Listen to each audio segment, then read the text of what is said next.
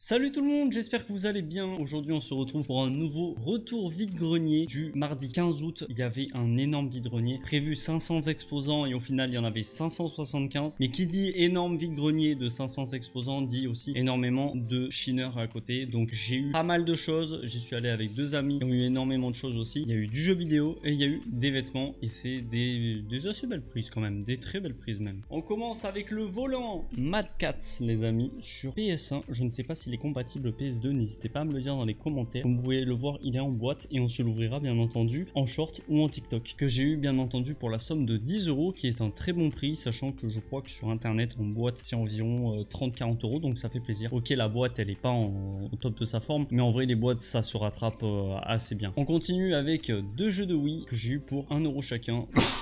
Bratz Kids et Donkey Kong Country Returns. Donc ça c'est plutôt cool, 1 €, sachant que les deux ont la notice, donc ça fait plaisir, ils sont complets et ça c'est cool. On continue avec un très beau lot, alors un moitié beau parce que certains diront que ouais ça vaut son prix ou alors ça vaut pas son prix, j'en sais rien. Les amis, je suis content, j'ai rentré ma toute première PlayStation 1, c'est trop top. Elle n'a pas les câbles, oh, elle a un jeu à l'intérieur, Tony Hawk, putain j'avais même pas checké ça. Elle est en très bon état les amis, voilà comme vous pouvez le voir, la petite carte mémoire, mais bien sûr elle n'a pas les câbles. Elle avait une manette, alors je ne sais pas si c'est une manette officielle, je m'y connais pas en manette de PS1, comme j'ai dit c'est ma première, n'hésitez pas à me le dire dans les commentaires si c'est la bonne manette ou pas, si elle est officielle. Et accompagné de cette manette et de cette PS1, il y avait FIFA Football 2002, Ronaldo Football en boîte aussi. Donc là c'est cool, je rentre quelques petits trucs dans la collection. F1 2000, Lucky Luke, Jérémy McGrath, Supercross 98, le nom du jeu toujours plus long. Need for Speed, Porsche 2000. Alors là, je suis un peu dégoûté parce que il n'y a pas la notice ni la jaquette. Astérix sur PlayStation 1. En clôture avec, pareil, encore une fois, un Astérix. Mais je crois que c'en est un autre. Petit lot PS1, donc la PS1 sans les câbles. La manette que je ne sais pas si elle est officielle. Et c'est une manette Game Master. Ok, Game Master. Ainsi que les jeux PS1, ça fait plaisir pour la somme de 20 €. On enchaîne avec un autre lot plutôt sympa, donc une PS2 en très bon état. Je pense que même c'est celle-là que je vais garder parce qu'au niveau des ventilos, elle est en très bon état, elle a l'air très bien entretenue. J'ai pas regardé s'il y avait des jeux à l'intérieur, enfin un jeu, excusez-moi, à l'intérieur. J'espère vraiment qu'elle marche parce qu'elle a l'air en très bon état. Il y avait avec une manette de PS2 en très bon état aussi. Et alors, je crois du coup que ça c'est la vraie manette de la PS1. N'hésitez pas à me le dire les gars, mais je crois bien que c'est effectivement la vraie manette de la PS1 qui n'avait pas les joysticks. Bien entendu, il y avait tous les câbles et en plus de ça, je suis plutôt content. J'ai aussi du coup à rentrer une manette de PS3. Le lot, la PS1 plus une manette la PS2 pardon, plus une manette PS2, une manette PS1 et une manette PS3, le tout pour 20 €. Très content, sachant que j'espère que la manette PS3 fonctionne très bien.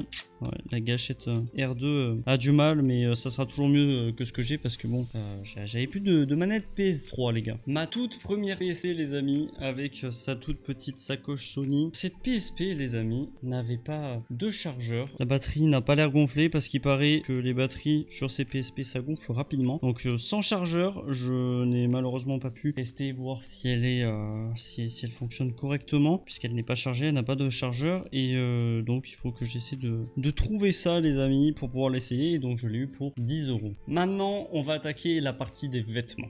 Un petit polo taille M Tommy Hilfiger pour 2 €. Jean Levis, petit Levis, donc c'est pas un 501 par contre, pour 2 €. Alors là c'est un lot du coup, composé d'un très beau sweat champion. Sweat gris champion, sans motif derrière, le seul motif il est ici. Avec un polo Teddy Smith bleu marine et un polo Lacoste, donc le tout pour 5 €. Une casquette Roxy qui fait plaisir, donc je suis pas très fan de ces modèles là, à voir si ma copine elle aime bien, pour 1 €. Une veste Adidas pour 2 €. Une veste du coq sportif pour 2 € aussi. Elle fait assez vintage.